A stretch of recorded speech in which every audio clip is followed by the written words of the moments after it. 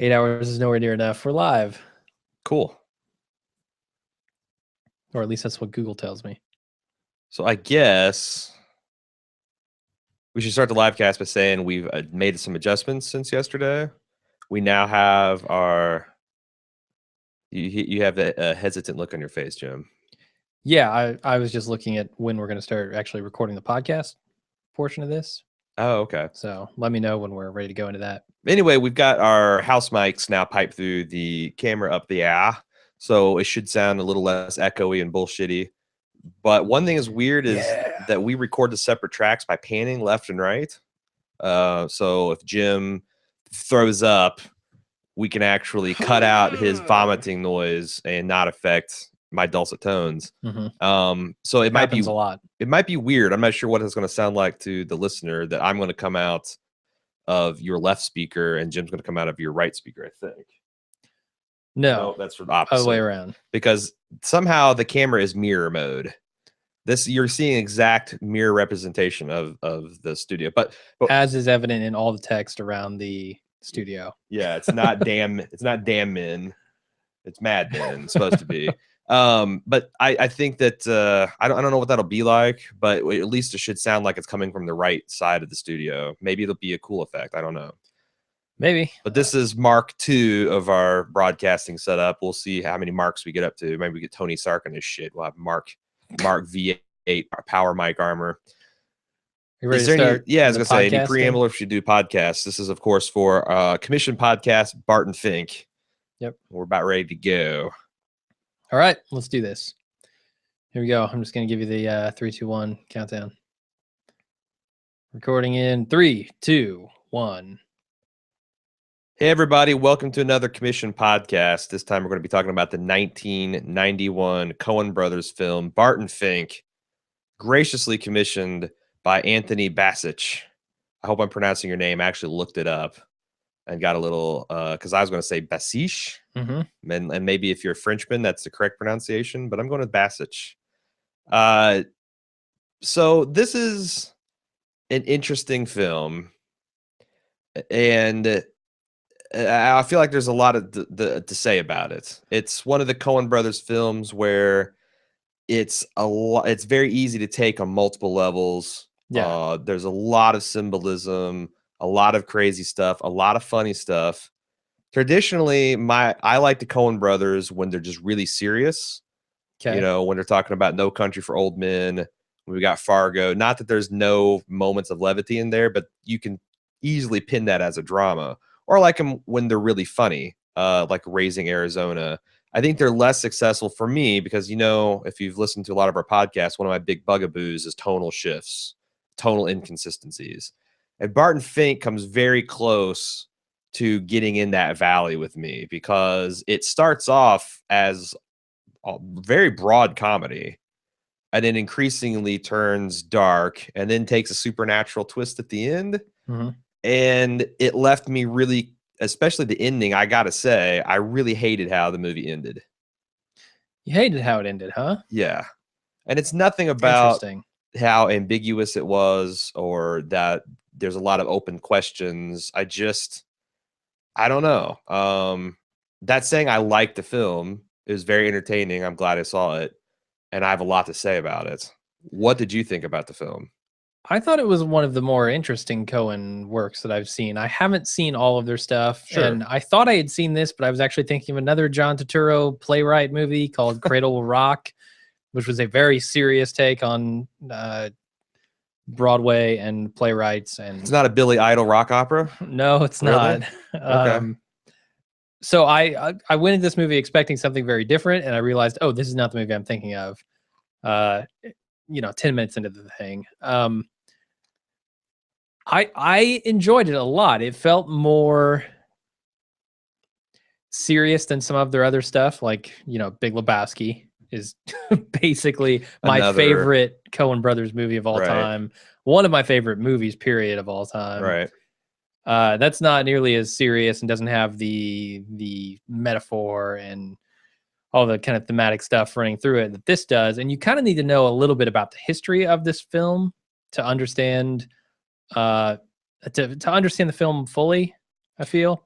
I thought now that you mentioned Big Lebowski, there is a fairly big reference to Barton Fink in the big, or a wink to Barton Fink in Big Lebowski, because Walter, who's played by John Goodman, they're talking about the nihilists, Yeah. and he's saying, you know, dude, say what you want about the tenets of National Socialism, you got to admit that it's at least a workable life. A lot, Ethos. it's Yeah. a ethos, right? Uh-huh.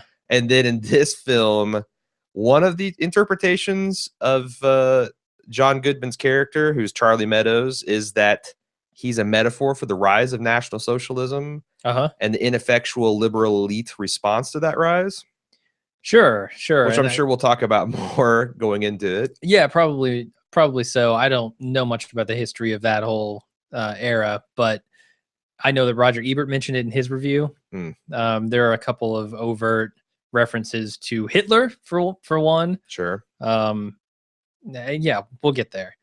But so I wasn't expecting this movie. Once I watched it, I found it was one of my favorite Coen Brothers works. I mean, it's maybe on par with Fargo in my opinion. Wow. Yeah, and I really like Fargo. It's got a lot more going on than Fargo, but I don't know. It's not nearly on that level for me. I do like so just to start out, I was really into it about what it had to say about creative types, because I kind of fancy myself as a creative type, and some of the questions that Barton was struggling with, you know, like, what is real success? What does it mean to be successful? What does it mean to be successful in the eyes of the creator? What does it mean to be successful in the eyes of the audience? What does it mean to sell out? Yeah, particularly in the eyes of Hollywood is one of the things that they address here. I mean, and this is like a real thing you hear mostly, I think, with rock stars, where they become famous for a particular song that they themselves cannot stand. Maybe they made it, you know, as a lark, or they saw it as a less serious thing, or is it something they're fucking around with, and then suddenly, like, is it Radiohead with Creep? Like, they refuse Oh, I don't know. to play that Maybe. song anymore because they hate it so much, and it's Could be. so comparatively shallow and uninteresting to them. Yeah. But that's, like, you know, one of everybody's favorite songs of theirs. Um, what do you think about that? Like, we've got a guy who created something that everyone's hailing as a masterpiece, and he says it's meh. You're talking about his play? Yeah. The original one that we see The in New the York opening. Everyman. I don't know that. I mean, does he see that as meh? That's what he sees. I mean, He sees it as his finest work to date, certainly, but I think it was his Does he? only work to date as well. I think that's the first one that he actually got critical success for, and he was just saying that it's, you know, I'm reading these accolades, but they don't mean anything, and it's not. I feel like when he's having dinner with that couple, that he was just loathing himself because he knew that he was capable of better. That this was only scratching the surface of what he wanted to do for the everyman. Sure. There's a lot mixed up in that. I don't know. I didn't really get that impression from him that he necessarily thought himself a fraud. I feel like he thought himself better than the work he was being tasked with, this shitty wrestling movie, Well, B movie. yeah, once you get there. So like those two, I don't know that those two ideas are not in conflict with each other. What do you think? What is the artist problem with selling out? Because the pitch seems to make a lot of sense. You do something that you might think is beneath, or it's a little bit too pop culture for you, whatever, for a set amount of time. You make a lot of money, and then you have fuck you money. You have creative freedom to do whatever the hell you want for the rest of your life. You've also tarnished your reputation. Have you, if it's popular? I think you have. People are expecting a certain thing from you. Like this might even be evident in the career of the Coen brothers, where people kind of, I guess, expect a certain thing from the Coen brothers, and then when they go make a serious drama, it feels very weird. It doesn't feel very Coen-y, right? I don't know. I mean, I'm trying to struggle to think of an example of an actor who, or let's stick to acting and writing or even music. So in pop culture, someone that makes something that has broad comedic or whatever appeal, and then they take a dramatic turn, and as long as assuming that the dramatic turn is quality, or they do something more important, that it fails. Like Tom Hanks is a perfect example. Tom Hanks is a goofball, that was in what, Bosom Buddies. He was in, what was that, Bachelor? Sure, he's in Money Pit and Big and all these those super crazy popular stuff, but not really, deep movies. But then, you don't think of him. I mean, he's still a very funny guy, but he's got, he's kind of this generation's Jimmy Stewart. You think of the Beatles, who made like teenage pop music and then went on to make some of the greatest popular music of all time. You think, I just don't know that I buy that being popular is a handicap for then later doing good stuff, because and I think that's one of the other questions in Barton Fink is this Fink character has a lot of baggage and almost loathing of the people that he's trying to uphold. Sure. Like, if you're saying that pop culture is stupid and the audience is too stupid to appreciate stuff, and if you're going to be sullied by being popular, that's a fairly hateful thing to think about your audience, right?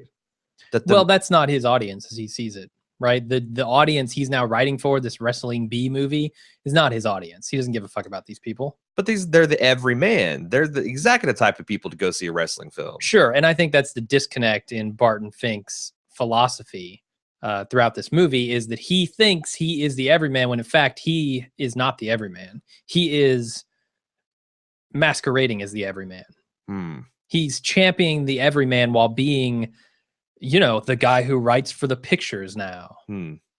And that's evident especially like when you go look at the USO dance that he's at. I mean, he claims like, I am the creator. I create with my mind. Right. And he's saying that he's better than all these everymen.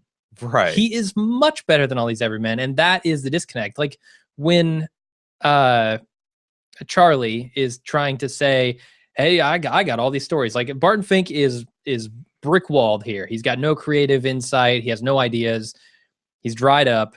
And here comes Charlie, a guy with an infinite amount of stories. And what does Barton do? He shuts him down when he's about to tell those stories and says, this has to be great. This has to be incredible. I am a creator and I need to make something amazing. He doesn't want to hear the everyman story. Right. Like right there into his hotel room walks a larger than life character that you could pretty much just start cobbing dialogue down. He's even got wrestling experience. Yeah. I mean, this is a man who, like, for 2 weeks, he's assigned to write this wrestling flick. And for 2 weeks, he sits in a hotel room staring at a typewriter. He's never seen a wrestling picture before. He doesn't know the basic wrestling terminology. Like, it seems like job one would be go fucking watch some wrestlers. Then maybe watch some wrestling film. Read up on it a little bit. But there's also some commentary about the Hollywood establishment, because you've got this, again, larger than life guy. He's the studio executive. What is his name? Lipinski or Lipnick, I think. He's sitting there behind his desk, and he is to Barton Fink what Barton Fink is to Charlie.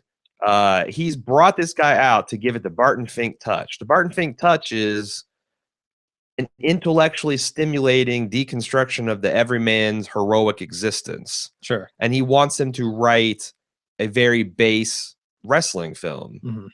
And the whole time he's talking about how important it is to be an artist, and you got to respect the person's art and his artistic output. And then at the end, when Barton Fink does what he actually thinks is his greatest achievement, the guy shits all over and says, we just wanted a dumb wrestling picture. If I wanted to, I got 10 Barton Finks. It's kind of schizophrenic, his attitude towards this. Definitely. I mean, what he views as successful, like we were talking about earlier, is very different from what Barton Fink views as successful. So is it possible that Barton Fink actually made a shitty script? That is an interesting idea, because I watched this a second time, and I kind of built up an idea in my head of what I think might actually be going on here.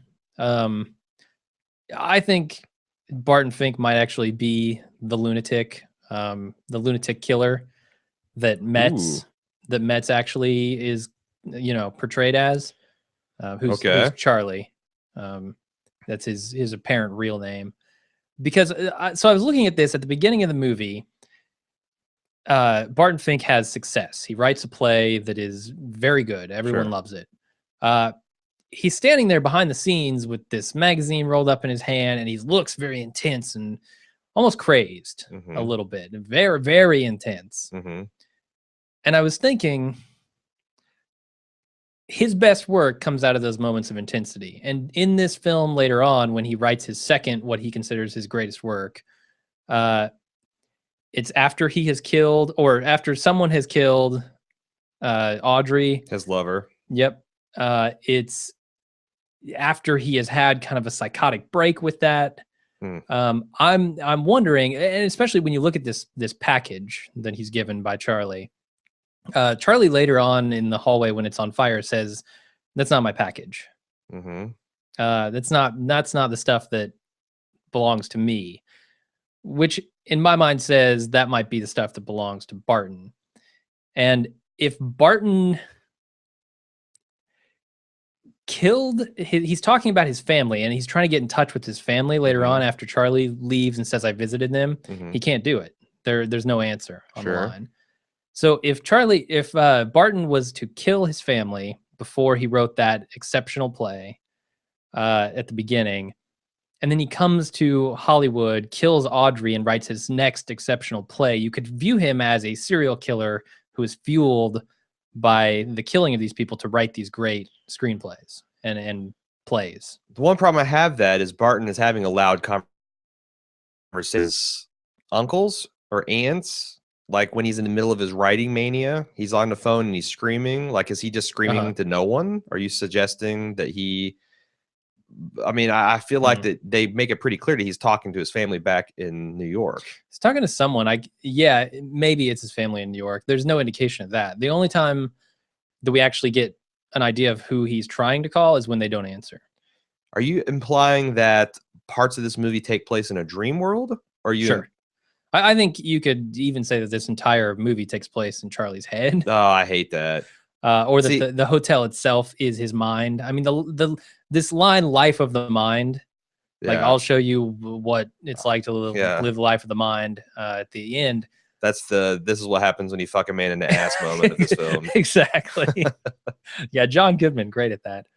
I feel like there's a lot more to it than just the straight up writer goes to Hollywood, has a writer's block, and gets into some trouble. See, that's, I guess, another problem I have with the film is that if you're going to do that, I feel like you need to say there needs to be a more clear indicator that this is actually taking place in his mind, or if you're saying part of it, is any of the film real? Because if it's part of his film is real and part of it's dream, part of it's a dream, then I feel like there's got to be some kind of clear insert points between where, you know, here's reality, here's the dream world. Well, there might actually be. I'm wondering if it's not when he's in the bathroom and passes out after he sees Audrey killed or dead. Because that's when, like, honestly, nothing. It's kind of like Fargo, and it's funny because I wish I'd seen this movie before I seen Fargo, because I feel like I've been repping the it wasn't Lester, it was Jesus, who was the Billy Bob Thornton character? Malvo. I would have repping the Lauren is the devil thing a lot harder, because he was doing a lot of these same kind of John Goodman manifestations. I talked about the way he was disrupting power fields and doing all this stuff, but the only point in this film where it just takes a pure supernatural bend is when when Charlie comes back with the investigators working fire in the hallway, the fire bursting out in the hallway, and all that stuff is going on. So clearly that's not real. Yeah, that is either allegory or it is a dream, perhaps. But everything else in the film is so grounded in reality. Like, and I was honestly shocked when things started bursting out into flames. When the smoke was rolling out of the elevator, I thought, okay, well, maybe something's happening or the elevator's malfunction, because I was looking when I was looking through this a second time, I noticed like the sometimes the equipment looked very ran down, and like the fan was in some scenes running in the elevator running slow. I was thinking maybe there's like electrical fire or something. And you know, it's really easy to say, okay, well, it's hot, and associate the heat with the Charlie character. But then when he's walking down the halls and literally things are just bursting into flames. Yeah. One of the deconstructions of the movie I saw on the internet noted that the number 6 is repeated 3 times in the elevator. Yeah. Like Barton says 6, and then the guy says floor 6, and then when he gets to the top, he says floor 6. Clearly, there's a lot of hell motif stuff going on here, but I just don't know what to do with that. Yeah, that's kind of why I said you need to know the history of how this film got written and made. And for some reason, like because it's mixed up in Miller's Crossing when shit, see. which I haven't seen. I wish I had. I feel I need that for the proper context. But when the Coen brothers were writing Miller's Crossing, they got stuck. They got to a point where they had writer's block. Yep. They couldn't figure out the ending to this movie, and they came up with this idea for Barton Fink, right? Which they then made later on. Again, for me, as like, tonal shifts being my big bugaboo, I feel like it's a lot easier for me to go along with the unstoppable, because that's something Eric had in his, the Coen brothers' love of this unstoppable, evil, supernatural force character. Yeah. I have a lot easier time rolling with them when they're like Lorne Malvo and they're a lot more firmly situated in the real world. Mm-hmm. Like at no time did literal flames burst out of his mouth or do anything crazy like that, or horns grew out of his head. Or if you're going to do stuff like that, I like it better in Raising Arizona, where you've got this evil biker guy who's like literally riding his bike up ladders and through windows, and he's like this goblin thing, like Evil Dead style, right? Yeah, like it's when it's in a comedy or a farce, for some reason my suspension of disbelief is a lot more powerful in those type of fantastical situations.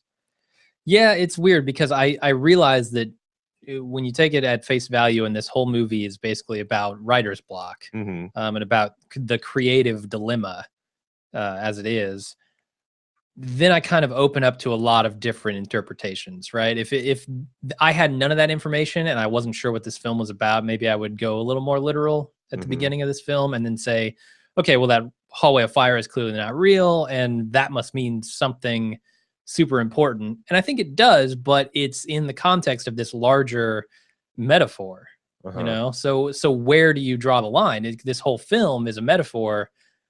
Where do you say this is reality and this isn't? Well, like I personally think of things like, can they really happen? Like, for example, there's one way to look at this as a film that's about sexual repression. Okay. And particularly because there's some explicitly homoerotic scenes. Yeah. Where like, John Goodman's character Charlie is demonstrating to Barton wrestling techniques. Yeah. And he like gets on the floor on his hands and knees and is like smiling, looking over his shoulder, like, come on, it's all right. Yeah. And I read an interview with the Coen brothers where they explicitly said they consider that a love scene or a sex scene. Yeah. So that can happen, and during these peaks where like Barton is complaining about the lovemaking going on in the other side of the building, the wall, and he's sexually coming home and he's sexually frustrated by the fact that this William Faulkner looking guy, and I think because that's the other thing, the creative types that they mentioned are all based on real people. In fact, Wallace Beery was a real film star, and coincidentally he was featured prominently in this week's episode of Boardwalk Empire. Yeah. But when you see those scenes of sexual tension, the walls are dripping with wallpaper paste, which looks exactly like spooge. Sure. Yeah. And it's coming out of the ears of one of the characters. And when John Goodman comes back from having a troubling experience with a housewife, which when we look back at Charlie, what we know about Charlie from the end of the film, it's fairly clear that he probably killed that woman. He's got an ear infection. He's got to stop up the pus. And then when he kills those two guys at the end, his ear literally ejaculates that same spooge looking paste that's coming out of the walls. Like, oh, I finally got a release. Here's something else that That is But how do you, okay. how do you say this film is about the rise of National Socialism? It's about homoerotic personality repression, It's and it's about about writer's block, and it's about a critique for the Hollywood establishment. And oh, by the way, you go and read the Coen brothers, and they're like, "Hey, we don't intend any symbolism, any overt symbolism. None of that's necessarily. We just kind of spitball and brainstorm, and it's in a stew, and we." Like, are they fucking the biggest liars? No, I think that's what they actually do. I think really. So I was watching some Romero interviews, George Romero, about his early zombie movies, Night, Dawn, Day of the Living Dead. And he basically said the same thing. Like, a lot of the stuff that people are reading into this, we don't intend necessarily. I think it's a lot more clearly laid out in the Coen brothers films. Like, I think they do intend a lot of things, but I'm not certain that they know how they all mesh together, right? You got all these concepts floating around in this movie, but do they actually come together to make a point at the end? I don't know that that's true. I think they make a lot of points. Yeah, I mean, I see that a lot with authors where they're like, "Oh, we don't intend this," but I know for a fact there's some authors that do. Like, you read Red Badge of Courage, and when a guy's dies in a self-sacrificing manner with a wound in his side and the sun setting in the sky like a wafer with the crown of thorns, you're talking about Jesus Christ, man. You're making a clear literary reference to Western Judeo-Christian mythos. Like, you can't tell me you don't intend that. Sure. And but maybe the deeper intention is just the sacrifice of it all, right? Like, maybe they made a point of that guy looking like Jesus because he's going to make this heroic sacrifice later on. Right, but that's exactly what you can't then say, "Oh, well, that was just I just put a random string. I'm just telling a story, and a random string of characters came and out popped the Christ figure." You just and the thing they said about the love scene, the sex scene, shows their intention to a degree. So and I feel like that it might not be that they're just lying. It could be that they just don't want to impose. And I kind of respect that when a creator says, I don't want I think it's annoying when people don't provide the lyrics for the albums and their lyrics are kind of ambiguous. Especially, if they have a mush mouth. But they're like, well, I don't want to impose my understanding on the listener. I want the experience to be organic. I kind of respect that. And I think maybe that's what the Coen brothers are doing, because no one can sit and tell me that they're not meaning for at least 2 or 3 of these layers to actually be something. Sure. Why else do you mention, why else do you make the head of the Capitol Films or whatever be called up in the draft? Why do you have John Goodman say Heil Hitler before he blows somebody away? Right. That stuff is clearly in there. Right. It's just, does it all necessarily come together? Yeah. So it's like, I guess this would be a good time about, the fact that this is a symbolism for the rise of National Socialism in Germany and the liberal establishment's inability to deal with it. That you can see that, Barton doesn't even want to engage. Like, Charlie is trying to tell him, like, if he would sit and listen to these stories, he would have found that this guy's a killer and could have maybe done something, could have gone to the police, could have but he's just completely willfully ignorant, doesn't want to hear it, cuts him off, ignores the problem.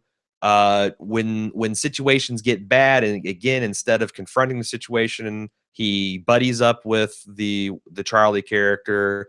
And then by the end of the movie, when this is clearly a failed plan and his script is a failure, you see the studio exec get called up to the draft. He's in his military. He's they're now going to have to, this war is intruding on the life. It does seem, and like you said, Charlie says Heil Hitler at the end out of nowhere. Yeah. That seems like it's a pretty pointed critique at that. It seems like it. Yeah. A lot of things. There's also some Bible stuff that never pans off, like the multiple talks about Nebuchadnezzar and looking at the Bible and where that all goes down in Daniel, and then it kind of morphs into the beginning of his failed script. Yeah, it's weird. Like, he looks at this Bible and he sees his text at the beginning of this Bible. Right. And then he writes what he considers his greatest work. I feel like he thinks he's writing a Bible-like equivalent in those pages that he turns in. Mm-hmm. But I don't know if that's even supposed to be in there. What else we want to talk? I've got one of the things I appreciate about Anthony is that he actually sent in some pretty good feedback as well for us to consider, but I feel like that we probably haven't talked about a lot of the stuff. The other thing I thought was interesting is that Barton Fink is railing in the beginning about Hollywood and how they're all a bunch of sellouts and no one makes important film and no one makes anything of quality. He's actually bitching about Hollywood in the height of its golden era. Like 1941, which is this film takes place, is the year the Citizen Kane comes out. Yeah. One of the greatest films of all time, one of the most influential films, one of the things that really changed the way film was being made. And this is the environment Barton Finks is shitting all over. Yeah, do we know if it's before or after this film takes place? I have no idea. I just know it came out in 1941. Okay.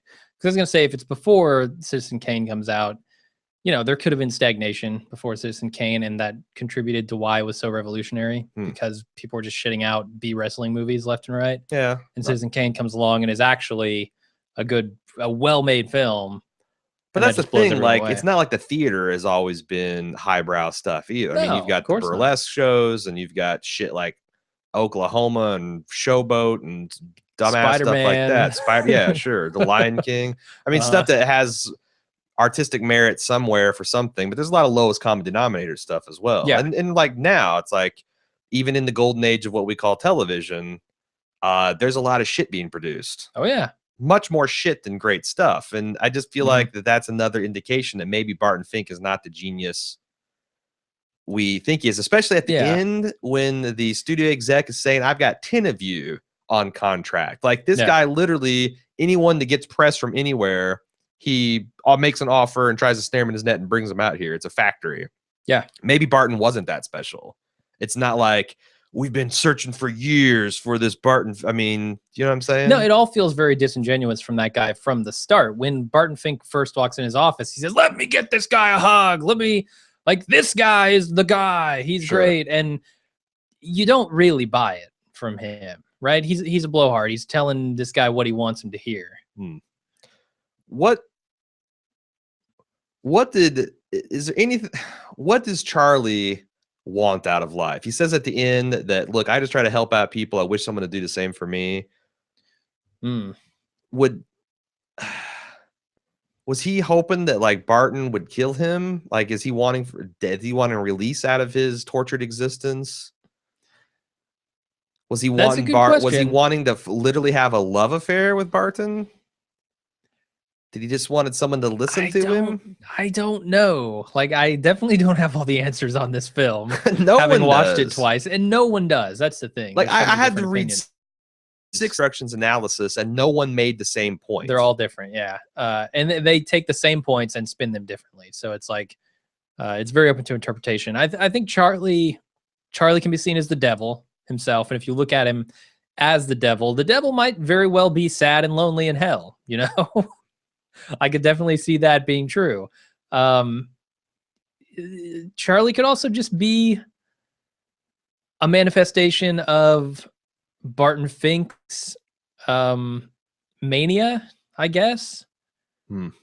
Like I said, with the serial killer idea, I don't know that Charlie and Barton are not the same person, that this is all a part, because Barton is very worried when he says it's getting hot, Charlie's back. Right. Feels like things are steaming up inside of his own head. And if you look, here's something that's interesting that I don't know that I've seen commented on anywhere, is if you look at Barton's desk after he meets Charlie and he finds out about these ear infections, and he's got the cotton in his ears, on his desk next to his typewriter, there's an ashtray, matches on the top, and there are used bloody cotton balls in that ashtray. Oh, I didn't know there, because I noticed he was using that to block his hearing to drown out all the things going around. So and then he does that later, and then he very specifically takes the script that he wrote and puts these 2 cotton balls on top of it. That takes me back to the serial killer idea, where he is Charlie, he has done the killings, and the cotton balls symbolize that he is actually this person, and that the heat building up in his head when Charlie comes back is a manifestation of that other side of his personality. I don't know. Here's my contribution to the Barton Fink analysis that I've not read anywhere else. Okay, cool. Bring it. Very last scene in the movie, when he's walking along the beach, is almost a shot-for-shot remake of the last scene of Planet of the Apes, where Charleston Heston rides his horse along the beach in a forbidden zone and he sees the Statue of Liberty in the surf. If you take that shot and you lay it over, it might even be the same goddamn beach, just with the different, because the cliff is different, but I'm not sure if the Coen brothers just framed it differently. But I feel like it's got to be intentional. Now, then that scene in Planet of the Apes, that's where the apes have been the antagonists the whole movie. And they're the ones that, you know, that Charleston Heston has to find the truth about what's going on. And he's got to, you know, figure out how to liberate the humans and do all this stuff. And that is the point in the movie where he's brought down low and he realizes the enemy is within, that we did this to ourselves. Yeah. Damn it. You know, you blew it up. You damn idiots. Why the illusion here in Barton Fink? Are we supposed to take away from this that this is Barton now realizing that he has fucked himself over, that he's bought into his own bullshit? That I could buy that, yeah. That he is the maniac. He is the maniac that blew his own life up. I could definitely buy that. I mean, he is, because everything that led him to here. I mean, I don't know that I buy that he's been an axe murderer the whole time. Sure. Okay. Yeah. I'm not saying I don't. I'm just saying that that's a new thought to me. But if not, and then like if we take it into film at face value, which is probably dangerous, and his first foray into doing something fucking crazy was being involved in the murder of the William Faulkner type's mistress. Every step that he took to get to that point is his own damn fault. He chose to sell out and go to Hollywood, even though he knew it was the wrong thing to do. He's sitting there blathering about the everyman when he couldn't, he couldn't be bothered to listen to real everymen like Chet or the elevator attendant or Charlie. You know, he's kind of rejecting every one of those and choosing to pursue his view of a superior author. Okay. But this is William Faulkner type. Then he finds out he's a drunk and he recoils from that. He's chasing after all these sources of inspiration when the real source, and, you know, he did something he knew was wrong with the woman. He then covered it up. I just wonder if that was supposed to be like his, you maniac moment.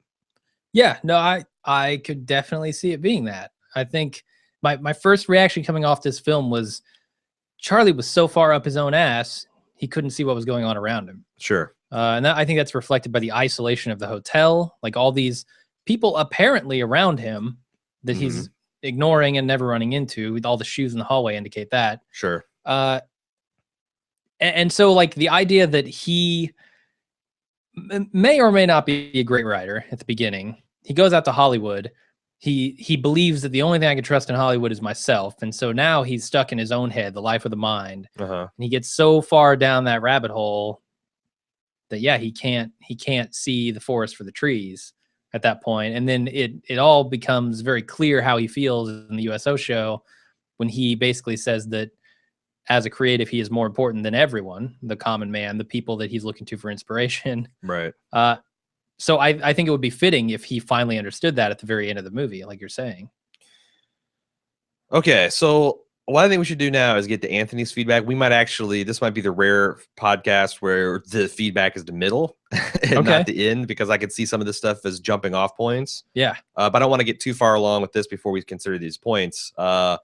Anthony says, I want to throw a couple ideas at you before we have a chance to do this podcast. And by the way, if you are contemplating commissioning a podcast, we really like it when you do this. When you, I mean, we're more than happy to just go solo or duo or whatever. But if you actually have some thoughts on yourself that you want to hear us talk about, in a back and forth manner, please, don't hesitate to send us your pre-feedback, your pre-back. So obviously we can think of Meadows as a metaphor for the supernatural force. This is, of course, John Goodman, Charlie Meadows' character. But what about literally? He makes a comment to Barton about how he hears the couple in the neighboring room to Barton having sex. He also remarks about how he hears them through the pipes. Barton is pretty flabbergasted by this. We're then shown the inside of the pipes while Barton and Audrey are having sex. Are they suggesting that Meadows is traveling through the pipes here to witness this? I personally have trouble buying this on a literal level, but metaphorically I can see this as Meadows hovering over Barton now as the common man's inspiration. Earlier in the film, Barton was totally deaf to Meadows' life experiences. One thing I noticed Actually, I did notice. I watched the movie and then started reading some analysis. One person mentioned that at the end of the pipe sequence, which when we were watching, I'm like, what the fuck? What are we supposed to be taking away from this pipe sequence? Yeah. You go, they're having sex, they go to the bathroom, they go into the sink, they go down the drain, and then down into the sewers. And when you get to the end, where kind of all these pipes are intersecting, if you listen to it carefully, you can hear Charlie Goodman roaring in rage. Yeah. I feel like, and he already said that he can hear this stuff through the pipes. So I feel like this is yet another betrayal that Barton has fostered on him. The first one was Goodman is in there in a room. Maybe he's laughing, maybe he's crying. I do think it's purposely ambiguous, just like when Barton hears the people making love. If you listen to that, it's not cut and dry exactly what's going on in there. The woman could be in ecstasy. She could be sobbing. The man could be grunting in pleasure. They could be having pain. There could be some weird shit going on. We don't know. But the first time is when, you know, Barton, again, to every man, this guy, whatever he's doing in the next room, it's not offensively loud. It's a person just living. And I hear that's left purposely vague in the script as well. Huh. So he calls down to Steve Buscemi's character, Chet, and complains about it. Chet calls the room and says, hey, the next room said you're making noise, pipe down. Charlie comes over, and I thought originally he was going to beat the shit out of the guy. Sure, yeah. Turns out it's this buddy-buddy thing, but I do feel like that Charlie felt pissed that, you know, Barton had this like fake concern for him. Like he just wanted him to go away, but now that it looks like he's going to get beat up, he's got this fake concern. But I'm getting to the point where the second betrayal was when they were commiserating over the fact that none of them are successful with the ladies. And Charlie really seemed to warm up to Barton. And now Barton's having sex next door. That's when Charlie swung into action. And that's where I have a problem with saying that Charlie is a manifestation of Barton Fink's personality. Because why go into the pipes? Why have the roaring? I mean, I guess that could all just be symbolism. It could, yeah, that's the thing. Do you buy Barton, who was not drunk at the time, could have a woman brutally murdered beside him and not be awoken? No, that's why I wonder about the passing out thing. Because we know he has passed out, or he does pass out after that. Like I'm wondering, they don't show us what happened there. So it's left up to our imagination, and that's got to be on purpose, right? Speaking of on purpose, when he wakes up and he screams, then he goes to the bathroom and he kind of sinks to the floor and he makes these kind of wheezing, like these death rattle, like noises, which were very similar to the ones coming next door from the couple making love. Huh. Okay. Why? What's that supposed to mean? I don't know. I wish I knew, man. Did Charlie go next door and kill them because he heard him through the pipes? To me, the pipe sequence is the most logical jumping off point to say Barton Fink had a psychotic break and the rest of the movie is a fever dream. Sure. If there's anywhere you're going to call it that way, that's the cleanest. That's the cleanest break from reality because everything gets surreal. That's when he has his breakthrough and starts writing stuff. That's when he wakes up to the corpse. That's when the cops come through. So Anthony continues along these lines. He says, but then there's a scene where he's wrestling with him. There are a few different things you can take from that. Is he wrestling with the devil or his own inner demons? Is he wrestling with himself or his own creative struggles, which would make Meadows as a Tyler Durden type of character, making a Fight Club reference. Yeah. Is that even plausible here? Of course, the two cops do know about this madman Muntz, so he has to be a real person, right? Unless the pipes are the jumping off point in the dream world in which the cops are just another part of the delusion. Or you can take it even farther and say that the hotel itself is the life of the mind, is a not a dream, but just a manifestation of what is going on in Charlie's head as he's struggling with writer's block. Like, that's the thing. I don't know that there are answers within this movie. I think they're purposely vague when they talk about it because it's a purposely vague movie. Sure. Anthony has another point. Did you pick up the fact that the last line of Barton Fink's Broadway play is the exact same line from his new wrestling screenplay? Yeah. I didn't pick this up at the first time I saw it, but I think it's a very important point when reading into the film. What does this say about Barton artist? This tells me that he really is a one-trick pony. It would certainly warrant the studio exec's fierce criticism of his work It really changes what I thought of Barton Fink as a writer after all the pomposity and judgments he made of W.P. Mayhew's, which is the William Faulkner character, and of his proclamations to Charlie and the World War II GIs about his life of the mind. What it ultimately does is cement his status as the supposedly most beloved object, the common man. Okay. Yeah. I kind of agree with that. I don't feel like Barton is as good. Barton is... I feel like there's a lot of similarities to Barton and Ed Wood. Okay, just so far up their own ass that, and not like Ed Wood, the real character. I'm talking Ed Wood, the character from the Tim Burton movie, where he actually played by Johnny Depp, as played by Johnny Depp, which I think is a great film. And the gap between what he thought he was doing and what he actually is doing, couldn't be bigger.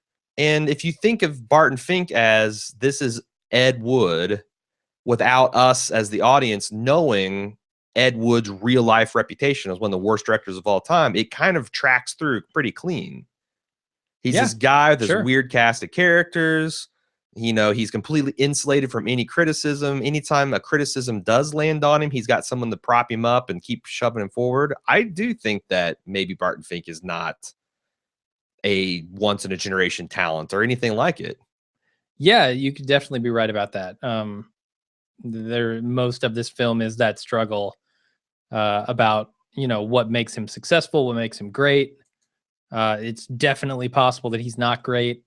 I think there are a lot of other similarities as well between the ending and the beginning of this film, where the beginning of this film, in the play that he's written and they're performing, at the end you see a guy in a hat and a coat with a suitcase and kind of front and center there.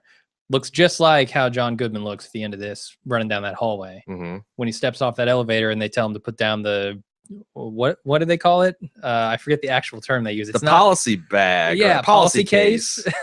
Weird term for that. But yeah, maybe that was a thing. That's what you call the kind of hinge. I don't know. I guess. Put down the policy case. By the way, those two detective characters were fantastic. Everybody in this film is great. But I mean, that's like one of the funny moments, the way that they're completing each other's sentences. Another thing that I couldn't get enough of, and was also reminded me of the Ed Wood, was when he was watching the dailies of the wrestler saying, you know, I will destroy him. And just like watching that 10 times over and over. That was that movie's. If you've seen Ed Wood, there's this moment where Bela Lugosi just goes off on this, pulls the string, and I don't know, I couldn't stop laughing. It's hilarious. It's hilarious. But then multiple people get killed and John Goodman burst out as the devil from hell, and I'm like, the fuck? So that's the difference in Ed Wood and that, I suppose. He also says this brings him to his main point, Barton's relationship with the common man. The film makes no secret in how Barton longs to create this theater for the common man while he remains absolutely tone deaf and on top of that extremely pretentious when confronting actual common men. After all the abuse he received from both Meadows and Lipnick, I always saw the last scene on the beach as Barton's final descent into his personal hell, leading to the realization that he really is the very common man he's been working so hard to exalt in his work. This happens when he meets the girl on the beach and watches her view the ocean just as he was watching her in the painting from his hotel room. No longer is there a separation between the idea of the common man and the experience. Barton is now doing what so many writers before have done. He's experiencing the subject matter he longs to portray in his work. I think this works really well with my Planet of the Apes metaphor of him waking up that he is actually, you know, become that which he's trying to champion, but also despise. What do you make of the painting? God, that's one of the biggest questions I still have after watching this twice. And that's one of the ones that makes me really think a lot of the movie is a dream, because that shit that happens in dreams. Sure. So what do you make of it? I don't know. It's all mixed up in the killing and the head too. It's like at the end of the film, all he has is a briefcase, I think. Yeah. This box, which presumably has a head in it, although he says he doesn't know what's in it. And that's it. That's all he's got, right? That's everything that Barton Fink is at that point. Yeah, I'm convinced that box, if anything is tied to the real world, contains Audrey's head. Yeah, it's got to. Like as soon as that box came in, I'm like, that's got a human head in it. this movie's gone full 7 on us. This has got Gwyneth Paltrow's fucking skull in there. It's going to be Audrey. We never actually saw that, but I'm 99.9% morally certain that contains Audrey's head. Sure. I think it just gets more interesting from there. And there's so many things that can contextualize within my serial killer idea. With him passing out in the bathroom as John Goodman is carrying the body out. He doesn't remember how that body got out. He doesn't know what's in the thing. You know, if that's a break in his personality. Sure. John Goodman is another manifestation of Charlie himself. Barton Fink might not know what's in that, but Charlie, as a portion of Barton Fink's psyche, might. I don't know, man. That's the big question, because he's throughout the entire movie.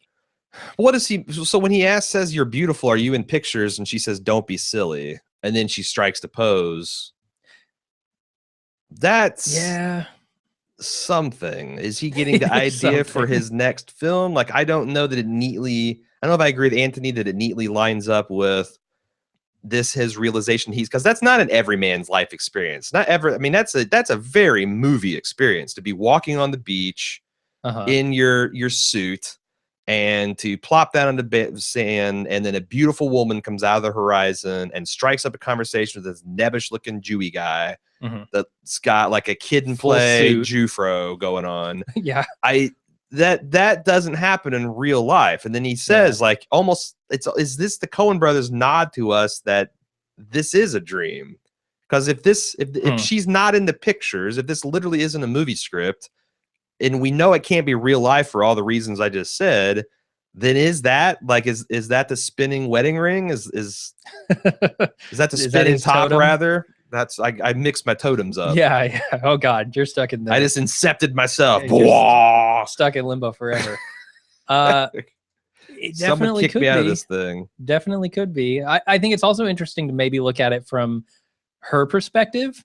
If you say Barton Fink is now realizing who the common man is, like, I don't know that in California the experience of that woman is a very uncommon thing. To just, like she says, I'm not anyone special. I'm not in the pictures. Don't be silly. I'm just a common person, and I'm walking down the beach and I'm looking out at the ocean, and looking at it from her perspective, she may be the common person that he has been trying to capture in his writing. Yeah. And maybe he's finally realizing that. I don't know. There's so much there to go on, but not enough to make it conclusive. He's got 2 more points. He said, Aaron, I want to thank you for knocking this to my head, but I never picked up on the Shining references until you mentioned it on the Fargo podcast. I thought the Fargo episode made a Barton Fink reference, but you said it was a Shining reference. It turns out there's a lot of The Shining in Barton Fink, a writer struggling with writer's block in a spooky hotel, having to possibly deal with dominant supernatural forces. And speaking of film references, the last scene on the beach is very reminiscent of Fellini. He used the beach as a setting for the last scene to several of his classic films, usually as a cathartic moment for his protagonists, just like Barton. Is that last moment a catharsis for him? Potentially. Or is it like, I don't know. To me, it felt more negative, like less a catharsis and more like a death knell, or I don't know exactly the term. I need a German word to express the emotion I'm feeling. Definitely. It could go either way. Like, a realization can be a cathartic experience, or it's an epiphany for sure. Horrifying experience, right? Like a horrific. Like, epiphany. Oh my God, I've just realized that I am a madman, or a horriphany. Oh my God, I've discovered the secret of the common man. Like, it could go either way. Sure. But no, I definitely, those long corridors of hallway. I think when we were watching it, I'm like, are we gonna? Is this where the wave of blood starts crashing down? He said, finally, I just realized this upon recent viewing the film, but I think Barton's scream after finding Audrey's dead body and beside him was a reference to the Godfather's horsehead scene. What do you think? It's plausible. Sure, if you think like Planet of the Apes is an influence, and like, a lot of films have influenced their work, I'm sure. And there was that kind of like, this guy's waking up, he thinks one thing, You know, he makes one realization in The Godfather's, oh, my bed is sticky, and he kind of moves the sheets around. Where Barton's the opposite. You know, it's not shot for shot, but it's kind of beat for beat. And I feel like the Coen brothers are not above using those influences, obviously, as we talked about in the rest of the podcast. Sure. What else are we? I also think it's interesting because one of the things we were talking about as we were watching this, because you made a comment, I think, about how futile it is. Like, you know, why is he trying to make this highfalutin wrestler movie? And I said, you know, I would think that it would be impossible to make a highfalutin wrestler movie, except for Darren Aronofsky made one. Yeah, the wrestler with Mickey Rourke. That's fucking fantastic. Like that is, if Barton Fink made a great wrestling film, that's probably what it was. And then it got buried by the studio establishment and destroyed in the war. And then Darren found it years later and made it. I thought that was kind of interesting. And if you haven't seen The Wrestler, if you think the central conceit of this movie is impossible, watch it. What else? Anything else we want to talk about? No, I definitely want to see this movie again. Gotta see Miller's Crossing too. You got to see, because I think that might be now the last of the Coen brothers movies I haven't seen. Because you haven't seen Raising Arizona, right? No, I've seen Raising Arizona with Nick Cage. Yeah, there's a movie before Raising Arizona that they made that I don't know the name of. Right, I'm looking up their filmography right now. Check those out, because holy shit, it's got a main article in there's two movies they made, Blood Simple and Crime Wave, before Raising Arizona. Then they did Miller's Crossing, Barton Fink, The Hudsucker Proxy. I've seen that. Have you seen that? I want to say no. It's the one about the guy who invents the hula hoop, basically. Yeah, I don't think I've seen that. All right, Fargo, Big Lebowski, The Naked Man. I have not seen that. Oh Brother, Where Art Thou? The Man Who Wasn't There, Intolerable Cruelty. I have not seen that either. Lady Killer is a very bizarre movie. Tom Hanks. Paris J. Tamé, I think is how it's pronounced. I have not seen that. There's a whole bunch of, actually, these might be some short films that looks like it's because they're referred to as segments of it. No Country for Old Men, Burn After Reading, Serious Man. I have not seen that either. True Grit, Inside Llewyn Davis, and then the stuff that hasn't actually come out yet. So yeah, I think I've only got like two more before I've Pokemoned up and collected them all. I'll have to fix that for next Fargo podcast starts up. Yeah, Miller's Crossing is the one I definitely want to see. Yeah, after seeing all these. Yeah, we should have got a twofer on this one. But yeah, you know, it's definitely a direction to go. Well, Anthony, again, thank you very much for commissioning this podcast.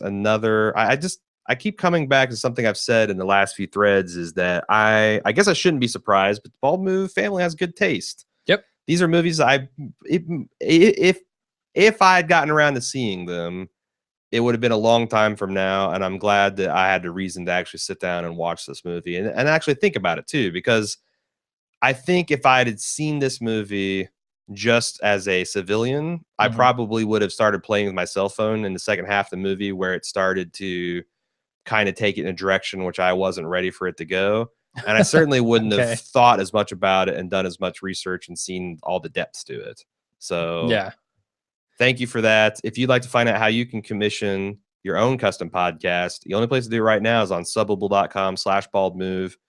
Go there, check out the reward level. It's the brass ring of reward levels. But I hope you've enjoyed this. I hope we did one of your favorite movies justice, Anthony Basich. And until next time, I'm Aaron. And I'm Jim. See ya. All right. I have no clue how to end these commission podcasts still. 10 of them into it. What are you going to do? I don't know. All right. Apparently just flail around. I do. One thing I wish we would give, we need to remember to give a place to give feedback, because I do have people not knowing where to give it, and they just send it into whatever show's on. Whereas like this, like if it's movies, you can always send it into movies@baldmove.com. If it's TV, you can always send it in at tv@baldmove.com. Yeah. All right. Well, now our viewers on our live stream know that. There you go. Behind the scenes. Gotta get the word out. Thanks everybody for watching. Yep. As well. Appreciate it. Hope you're enjoying your live stuff. Now, this is not Patreon subscription. Because technically the Patreon stuff didn't really start until today or whenever they get billed. So like this has all kind of been some beta preview stuff. So we'll continue to work getting dialed in and see where it goes from here. I'm pretty excited. Yep. See you later.